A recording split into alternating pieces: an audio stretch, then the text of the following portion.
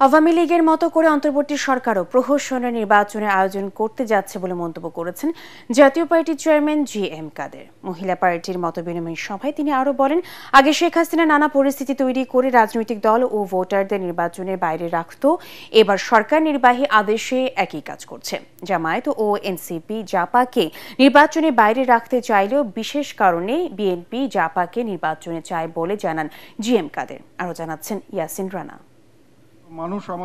নির্বাচনকে সামনে রেখে মহিলা পার্টিকে পুনর্গঠন করতে এই মতবিনিময় সভার আয়োজন।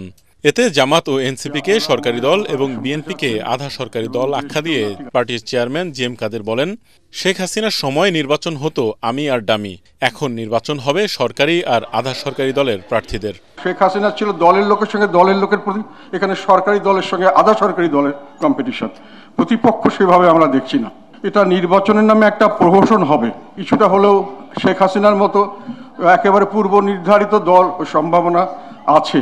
বিএনপি নিজেদের স্বার্থে জাপাকে নির্বাচনে চায় বলে মন্তব্য করেন তিনি। বিএনপির সমস্যা হয়ে গেছে যে সরকারি দলের সঙ্গে আধা সরকারি দল, সেখানে সরকারি দল যদি পার্টিসিপেট না করে শুধু আধা সরকারি দল দিয়ে তো নির্বাচন হবে না। সেই কারণে জাতীয় পার্টির একটা ভূমিকা রাখার প্রশ্ন দেখা দিয়েছে। আধা সরকারি দল বিএনপি এটা থেকে বেরিয়ে আসার জন্য তারা মনে করছেন যে একতরফা নির্বাচনটাকে যদি না করতে হয় তাহলে আমাদেরকে হয়তো জাতীয় পার্টিকে আনতে হবে। এ সময় ধর্মীয় ও সাম্প্রদায়িক রাজনীতি থেকে নারীদের সাবধান থাকার আহ্বান জানান জি.এম. কাদের। আমাদের দেশের সাম্প্রদায়িক দল চাপিয়ে দেওয়া মানে আমি মনে করি যে একটা যে পোশাক আমাদের জন্য সুটেবল নয় সেই পোশাকে জোর করে আমাদেরকে পরিয়ে দেওয়া। মহিলারা ঘরে ঘরে গিয়ে বলবেন কখনো এই চক্রে পড়বেন না।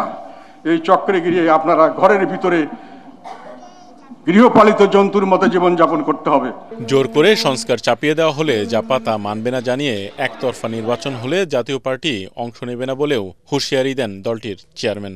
এইরকম সাজানো একতরফা নির্বাচনে আমরা যাব কি যাব না। ইয়াসিন রানা, এটিএন বাংলা, ঢাকা।